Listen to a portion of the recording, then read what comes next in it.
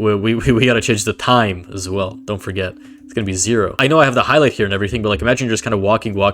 Dude, damn, that, oh my god. I'm always a big fan of when people like stuff horror into games where horror simply doesn't belong. Like for example, a visual novel, a dating simulator, or maybe, just maybe, a Roblox Tycoon. I was just going through like some of my old game files and I found this, right? And let me just really quickly show you how this game works. It's pretty simple. I got 4.7 million cash thanks to just me being hot and amazing, and also the fact that, you know, maybe I have admin privileges.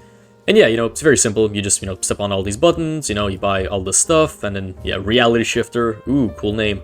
And then you can buy some of these, you know, base plate extensions, and, you know, that's, oh, I don't have enough cash. Give me a second. There we go.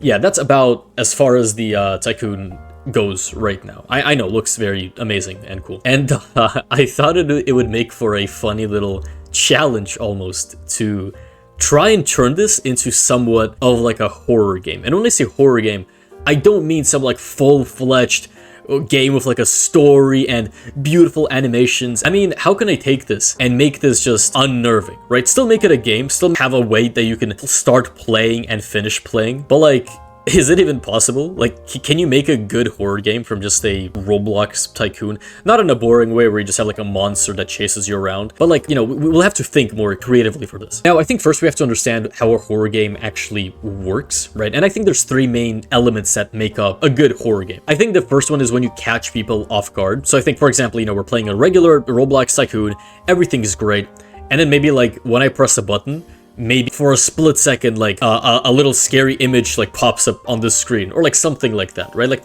kind of like a jump scare, but it's different because you just genuinely don't expect it. A jump scare is scary because you kind of anticipated the entire game, but here it catches you off guard. You're like, wait, what the hell? Like, it's a Roblox Tycoon. Why is there Jeff the Killer on my screen? Then I think the last 2 are, the first one is you have to hint towards something scary, like perhaps you make the atmosphere you know, darker or whatever, or maybe you have like some ambient, like weird static scary sound that kind of, it's very quiet, but maybe it like starts playing. And obviously then you need to have something that is actually scary, right? You need to have that the actual jump scare, or like the thing to fear, because otherwise it's not really a horror game without the horror. Now, like I said, this Tycoon has been like a small work in progress for me. I made all of this, I think, within like 3 days, and I just completely forgot to continue working on it. So because of this, obviously, you know, we do have things to already work with. Like, we have this long script, which I'm glad that previous me left amazing comments like, take a wild guess what this does. So, you know, I'm now able to read this stuff and fully understand what the code does, obviously. But I did read through this. I do like understand what to do. Like, I understand how to make certain changes. I don't want this to be a full-on like boring scripting tutorial. I'll still be scripting. I'll still show you like cool, you know, moments where I'm really amazing and my scripts are like perfect, and you're gonna be like, whoa,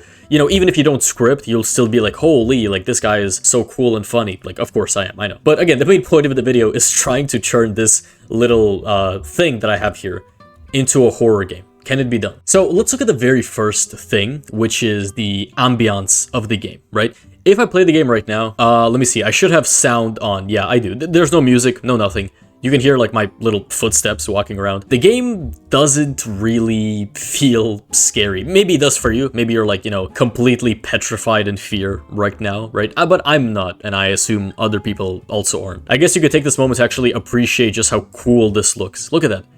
It's like extracting the base plate. I don't even remember what I was trying to go for here, but I quite like how this looks. But again, my question here is, how do we actually take this and make this scary, right? How can we take what we have here and kind of unnerve the player? Because like I said before, it's good to hint towards something scary. Like, you can still do a game where like everything seems fine and then like, oh wow, jump scare, and now everything's scary. But to me, that's kind of lazy. I'm not a big fan of when games do that. I do like it when games slowly build up to something. Like, a good example is like Doki Doki Literature Club, right? Where it feels all good and it, you know, it feels like, you know, like, oh yeah, it's just a regular dating simulator. But it's like, as time goes on, you kind of begin noticing like things are a little weird, and you know, like, it's nothing that signifies it being a horror game. game, but like subconsciously you kind of notice these little changes that the characters make and the little weird things that they say, like, oh, you know, you left her hanging this morning, like, that's pretty funny, guys, you know? Like, I think that's a very creative way to make a good horror game. So I want to do something where whenever a button gets pressed, a little change happens to the map. And then when the final button is pressed, I want like the big reveal to happen. I want to say, like, you know, as the Tycoon gets done, like, it all looks fine, it all looks normal, but like little things change, like a little change maybe like in the atmosphere, like maybe there's like gonna be some fog which like gets a little bit thicker, like just a tiny bit thicker, like something that you don't really notice like when it actually changes, but like eventually, like, I don't know, you'll be like halfway through completing the Tycoon and you'll be like, okay, like that's actually a little weird, like I don't really remember like this fog being here. Oh well, I guess it's just happening, right? Which I think kind of builds up that like unnerving feeling pretty well, right? And then like when the final button gets pressed, then we could do something like where we actually catch the person off guard, where we like make the fog like fully visible, like it, like everything's fully black now, and maybe everything disappears except for the base plate, and now like the monster gets spawned, and then the player now has to find like the last button, and the button gets like summoned, like, I don't know, like somewhere around the player, like a bit far, and the player has to find it, but there's like a monster that's like, you know, like moving around and trying to find the player. I don't know, I'm just brainstorming here, and I like, I don't know, I think it could work. I see the vision, honestly, and unless I completely screw this up, this even might end up being like somewhat of a fun game, honestly. So I guess to begin with the atmosphere change, this is actually something that is very easy to do, and it's just an item right here called atmosphere. Now, before I change any value, I still want to be able to go back to the default atmosphere. Like, I'm thinking when the player finishes like the scary part of the game, maybe sends him back to the Tycoon and like it resets the atmosphere, and it's like, oh yay, good job, you know, you did it, or whatever. So I'm thinking I'll just copy this atmosphere and I'll place it inside of something like replicated storage or whatever, like just so we have the default atmosphere, right? But now we can take what we actually have here and change it to actually create like the desired fog thing that we want. Now for color, I'm just thinking, can I just make this straight up black? Like, will this change the look of anything right now or no? And yeah, it doesn't seem like it, but like if I start changing these values, let me see. Oh yeah, wait, look at that. I changed the haze and like that seems to, that is interesting. And then yeah, the sun is there for some reason. And yeah, so I just changed the time of the game to be like night. So there's no sun. There's like a bit of stars above, but I'm sure we could probably remove those as well. Yeah, so if we just change the time of the game plus the atmosphere, because we also need some fog, right? So how can we, look at that. Look at this. Oh wow, that is cool. This would literally be perfect. Imagine you're playing a Tycoon that looks like this. Okay, that was a little error, but like, look at this. Do you see this? Holy. Yeah, so I just changed the lighting a little bit to like look more normal, right? Because before it was like kind of shining from like some side, but now it's like a lot better. But yeah, I don't know. Like, imagine you hop into a game and like the Tycoon looks like this. Like, it's kind of cool, honestly. I don't know. Like maybe like yeah, look at that. That's pretty cool. It's like shining and everything. But yeah, this is like the perfect atmosphere that I think we need. So I can just call this like dark atmosphere. So I think this is how I want the final like horror section of the Tycoon to look like, right? So I'm gonna take this and I'm gonna move it to replicated storage as well, and then I'll just I guess I'll call this default atmosphere, and I'll put this into here as well. And I believe the original clock time was like 14.5 or something. Yeah, there we go. Great. Yeah, so we're back to how it initially looked, but now we have our atmospheres, so that's very good. Now remember how I said that like whenever the player presses the button, I want like a change to happen to the atmosphere, right? Like kind of playing around with it here, and it doesn't seem like there's anything I can like change subtly. If I change the haze, it just looks like this, where like it just becomes black, you know, like that's not a sudden change, right? And I can change the density, which makes everything kind of a bit more foggy, which I do like this. The problem again is that like it's kind of hard to like, we can't change the color of this fog unless again I change the glare, or what is it, the haze.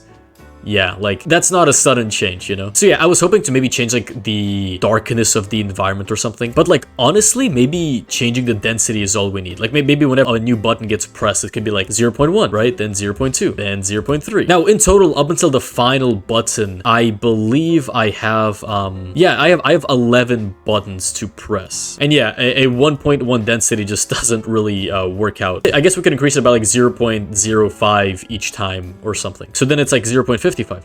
Actually, yeah. So imagine like on the last button, like the game kind of looks like this. Like it's still, like, I don't know. It's not like the biggest change, but it definitely triggers something in your brain. Like, did the game look like this before, or am I just being a little stupid, you know? And yeah, I mean, now that we actually have these atmospheres, I think it's time to implement them into the Tycoon. Now, just in case you were wondering, the way that I have this set up in my little Explorer window is that there's like this big folder that just is called Tycoon 1, and there's like the different sections of the Tycoon, right? So this one is base plates. Like it just handles like these 3 buttons that, you know, like summon these new like parts of the base plate, and then droppers obviously control these droppers, right? So I do have 2 scripts for each one. I'm pretty sure these are exactly the same scripts. I'm not sure why I made 2 separate ones, but whatever. And so this function, right, where again, past me left this amazing comment that's very helpful. It does handle buttons, and again, I looked over what exactly it does. So yeah, ensures player has enough cash, sets the button to be invisible, and sets like the actual model like to be visible, like once the button gets pressed. This checks that this is not the last button, right? So if it is the last button, it just does nothing. So if this is the last button, then like it returns, as in it just ends the function there. However, if this isn't the last button, then it gets the next button and makes that button visible. And there's actually so many fun things we can do with this. Now, I will consider the final button of my Tycoon to be this one. I know it has like the default dropper text, but this is the final button. It costs the most, and it basically makes like a new section of the base plate. So I want the base plate script to be a little more unique, because once the final button gets pressed, that's when I want the whole horror element to start happening, right? But for now, let's just focus on the dropper script. I'm thinking we can just take this default atmosphere thingy. So yeah, right over here, we could just say we do all the checks to ensure that the player has enough cash. We could say game.lighting.default atmosphere. And then what was it again? It was like haze or something. Yeah, haze plus equals 0.05, like so. And so let's just really quickly check how this works. So let's see, if I go here, that is not the right thing. Okay, actually no, it might have been density. Let me try density, because again, we want to be a little subtle here, right? Making the entire game black just doesn't really have that effect, I feel. Okay, so yeah, so that was the right one, because as you can see, like if I move a little far, like there's more fog than there was initially. That's actually kind of cool. Like I wasn't even noticing any real changes until like I bought them very quickly, and then I, you know, started to like compare what I just saw. Because like in a real Tycoon game, you know, it probably would take a little bit longer for the player to actually unlock each item. So yeah, that's very cool. I don't know what I was expecting with this effect, but this is pretty nice. All right, and so what I'll do is I'm gonna do the same thing for the base plates script then, where like, yeah, whenever I press a button, it, you know, increases the density of the default atmosphere as well. Now, what this line of code does is it basically says, if this button is the last button, then like just stop the function. But here's what I'm thinking, right? We can end the function here, so we can say return, right? Because we don't want to get the next button, of course. However, we don't want to just end the function. We want to actually implement the horror elements first, because again, this is the last button. This is it. Once the player presses this button, everything is going to break loose. We're going to summon like the monster, and we're going to make it look scary and all of that, right? So what I'm going to do is I'll just say game lighting default atmosphere. We're going to destroy it, okay? And then I'm going to take the dark atmosphere. So I'll say game replicated storage dark atmosphere. We're going to clone it, and we're going to parent that to game.lighting. So let's just really quickly see how something like this would actually play out, right? There we go. Yep. And now I buy this, I buy that, and that's pretty cool. I really like that. Oh yeah, right, and we were supposed to change the time as well, right? So game.lighting, I think it was like clock time or something. Yeah, clock time. Yeah, so by default it's 14.5, so let's just remember that, I guess. Yeah, and then we set it equal to 0, right? So let's just see how this looks now. I don't actually have to buy the droppers. I could just buy the extensions, because the way that I have it coded is just like when we press the last button, it just works no matter what. So, yep, there we go. Look at that. That is so cool. Now, a small thing that I think kind of limits this experience for me right now is, well, number one, the fact that the base plate is still very limited. I don't like that. I want this to be like teleported to some like really big area, right? Like, I don't know, because like we don't have much to work with here. And also, I don't like the fact that this thing is still showing up. I don't like the fact that I can still move my camera out. I want like myself to only be in first person. And another thing, I don't know if you actually saw this, but whenever the atmosphere changes, like there's like a little bit of like this thing where like it kind of takes some time to readjust to the atmosphere. Like if I delete this right now, okay, yeah, there was a big change, but like if I bring this to lighting, like you see how like it kind of has this period where like it bugs out for like a little bit, And yeah, I'm not sure how we could fix that. Maybe we could like make the screen black for like a second and then like fade it out. I thought about this for a bit, and honestly, I'm okay with it being a little buggy, just because I think it immediately does the effect that we actually want it to, which is it instantly kind of startles the player. Because I feel like if the screen went black and it kind of fades out, like if a screen goes black, like, you know, it's kind of startling, but like it's not like off-putting, like, oh yeah, maybe the Tycoon finished or whatever, right? Like maybe that's the case. But like if everything goes black and like this black fog, like, that's a lot more unnerving than just the screen going black, right? And I don't remember if I said this, but like I also want this thing to be hidden as well. Like, not fully deleted, but like just hidden for now. The way that I would do this is I would just loop through every single player. So for IV, in-game players, and I'll just say that this is meant to be a player. So just a little quick tip for developers, adding this in front of a variable tells Roblox that, hey, this is supposed to be a player, so that like now it's gonna autofill different things for you. So let me just show you real quick, right? So yeah, player, get players, do. So we're gonna go through every single player. In this case, V. We can even rename this to like player or like something like that. I mean, let me see. PLR. There we go. Oh, right. No, we already have a variable called PLR. PLR2. Sure. But yeah, the fact that I said this, now it knows that that PLR is a player, right? So as you can see here, it knows that this is a player. And so it like is able to then autofill certain player related things, such as player GUI. So we could say, okay, player GUI, wait for child screen GUI, and then we could just say dot enabled is equal to false. So we'll just disable the screen GUI. So again, to test this out real quick, let me just give myself a bit more cash here. I make this one, I make this one, I make this one. Perfect.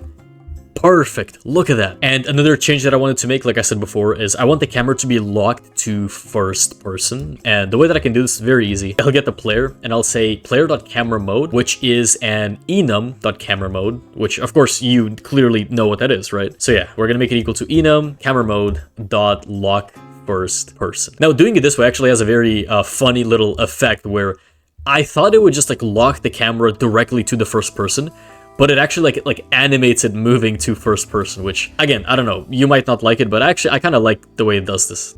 Yeah, I just can't do anything yet. Look at that. I know I'm moving very fast, but that's just because of my like admin commands. Like usually you'd be moving at a normal pace here. Now, the other thing that I said that I really want to do is I want to actually put the player into a big base plate. Right? And here's what I think we can do, right? What if we do the bold move of just deleting this Tycoon folder? Because if I delete it right now, right, what gets left is this base plate and the spawn location, right? Now, if I bring the Tycoon back, obviously we, you know, have the Tycoon back. But what I'm thinking here, right, is what if I duplicate this base plate and I call it big base or whatever, right? And we'll make it like really big, like, I don't know, like this big, right? It's like here and it stretches out, like just something that's like maybe not exactly this huge, but you know, like, or I mean, maybe we do want it to be this huge, who knows? But like, yeah, just this massive base plate where like the player can just run around and just have fun like that. And I do want this big base plate to actually like match this base plate, because as you can see, like right now they have like a little misalignment. So if I just move it a little bit,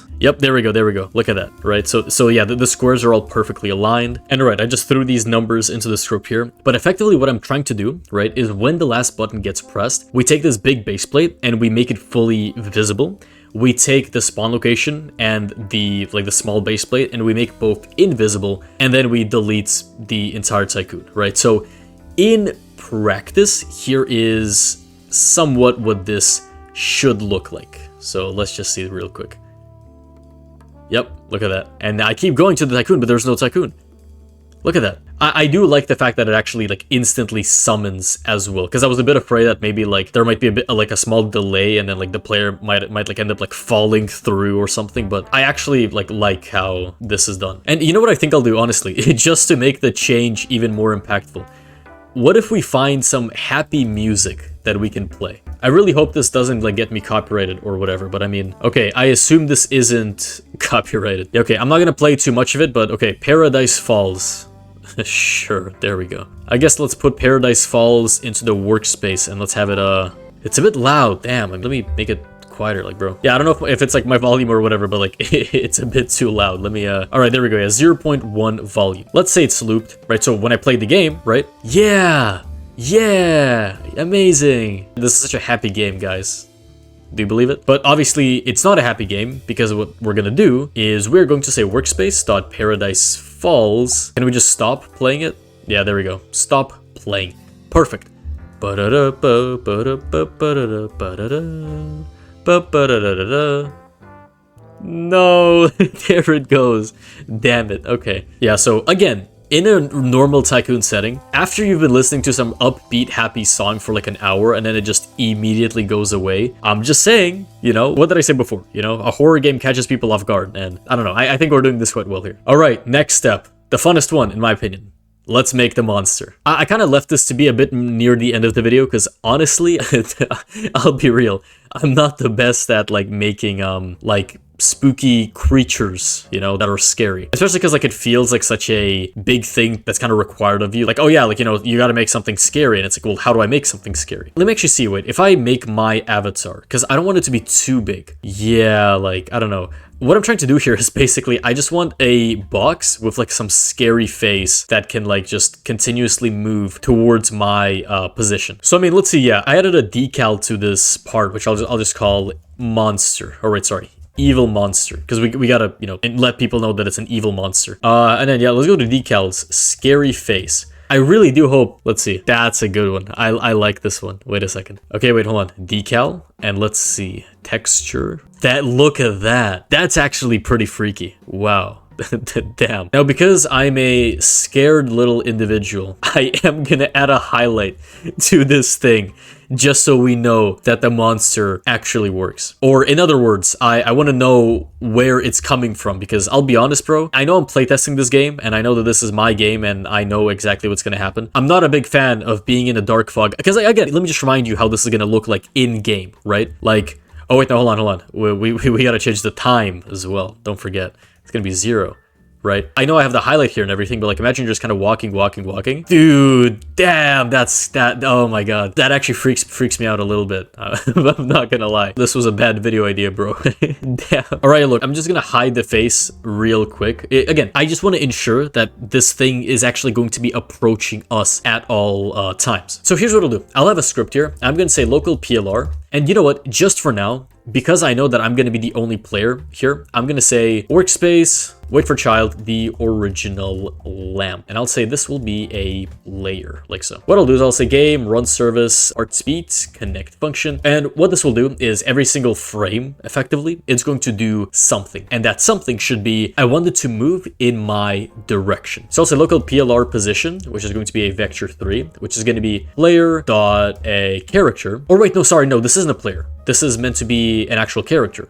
Yeah, what am I saying? Because it's in the workspace. And when something's in the workspace, it's a... Or actually, I mean, do we want to get the character or do we want to just get the player? I mean, it doesn't really matter, but... Okay, just scrap that, it's fine. Just pretend I never changed it. Right, so it's going to be player, humanoid, root, part, dot, position. So this is going to be the position of my player right now. All right, so I added these 2 lines of code, and I'm not going to go too in-depth about them, but effectively this rotates the part to face my character, and this makes it go 0.01 studs like towards my player, which actually I'll probably make like 0.03 just to make it a bit quicker. But if we play the game, what is that? Is it moving? Yeah, it's moving, yeah. Wait, hold on. Okay, it's moving here slowly. I mean, that's fine, we can change that. Why is it... It's like rotating the wrong way. It's like, oh, wait, no. You know what it is? You know what it is? Let's show orientation indicator. Okay. This is the front face of the part. That's okay. That's kind of stupid. So yeah, parts basically have like a front face, right? And I guess I sized it up in a way that kind of makes its face not correct. So the decal, I'll change the face to be front. Bro, who comes up with this stuff? Like, who makes something like this? That's... Damn. Okay, back to 0 transparency we go.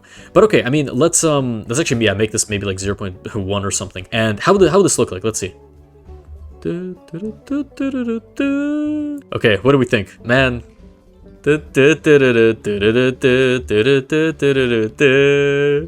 Oh, I hate this so much. I think it actually also would be cool if like we can make it exponentially increase as time goes on, or like not exponentially, but maybe something like local units, and then we could say 0.02, and then we could just say units instead. And then what we could do is we could make a while loop. So like while, let's say every 0.5 seconds, we just increase units by like 0.01 or something. So I mean, let's just see how would this look. I love this song so much.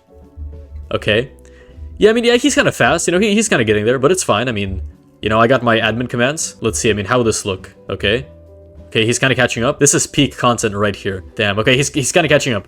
Okay, he's kind of fast. Hold on. Okay. Okay, juked. Okay, wait. Okay. All right, bro. I get it. All right, that was a bit too quick. Maybe every 5 seconds. Okay. Now, I want this monster to actually be summoned, like, fairly away from the player. Let's, like, put him over there in, like, some corner. And honestly, I'm not too sure what to do when the monster catches you, but I guess we could do something where it's like, script.parent.touched, connect function, and we'll get the other part that the monster touched, and we'll just say if other part, find first child of class humanoid, or I guess find first child which is a. I'm not too sure what the difference is, honestly, like of class or which is a. I assume these like have like very trivial differences, but I guess I'm used to using this one, so I guess I'll do this one. But if the other part, or sorry, dot parent, if the parent of the part has a humanoid, it means that this part belongs to a character, right? So then we'll say, okay, that's great. We're gonna get the player of the character, so we're gonna say game.players gets player from character, and the character is going to be the other part.parent, and then we're going to kick the player. Okay, I'm not too sure how to make a good game over screen, so I'll just kick them with the message caught with like a dot. Caught. Look at that. That's cool. Caught. There we go. All right, so I just coded the monster logic to where initially the script will be disabled, so he's not going to be moving at all. He's going to be invisible, and so is going to be this image, so the image is also going to be invisible. But then obviously once the final button gets pressed, the script will be enabled, the decal and the part will both be fully visible, and he's going to start moving towards you, basically. I'm also just thinking it would be cool to like have a little like ambient noise coming like from him, like just to kind of know when he's close to you, right? Like wait, like listen to this.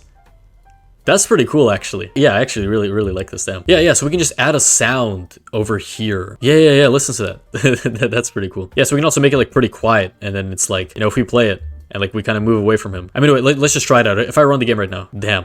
Okay, ignoring the happy music, it actually does kind of work. I'm just gonna remove this because I'm not a big fan. But yeah, look at that, right? So like when you're here, it's like, you can kind of hear it, right? Look at that. Boom. And that's pretty cool. I might actually make it a little bit louder. But yeah, okay, look at this, right? Yeah. I like faintly hear it. My OBS might not be picking up like all of the noise, but like, I don't know. That's cool. I really like that. All right, so I just did a bunch of more mindless scripting. I have created a button which will be spawned when, you know, like the final button of the Tycoon gets pressed and everything goes down. So the monster gets summoned, the monster starts advancing towards us and slowly gaining speed. And this button that I made is just a basic red button without any text. It's just like normal. It's positioned to be at like a random position that's like still fairly far away from the player, but it's not too far. Just for the sake of playtesting, I gave it a highlight so we'll be able to see it even through all of the fog. But yeah, and then once the button gets pressed, the monster gets destroyed, the normal base plate and the spawn location get brought back, the Paradise Falls music starts playing. And I also should probably say I'll get the character, and yeah, I'm just gonna like summon the character to be back at the spawn location. And also I'm gonna unlock the player from being in first person, right? So I'm gonna say game.players get player from character, which is gonna be the hit.parent. And yeah, .camera mode is gonna be equal to enum camera mode classic. There we go. So again, I actually haven't playtested any of this yet. Unsure how all of this will work. Let's just actually play the game. But you know, let's actually just play the game as it's meant to be played. Baseplate scanner. Of course, I have 20 million cash, but you know, we can ignore that. I love this Tycoon. Look at that. So cool. That's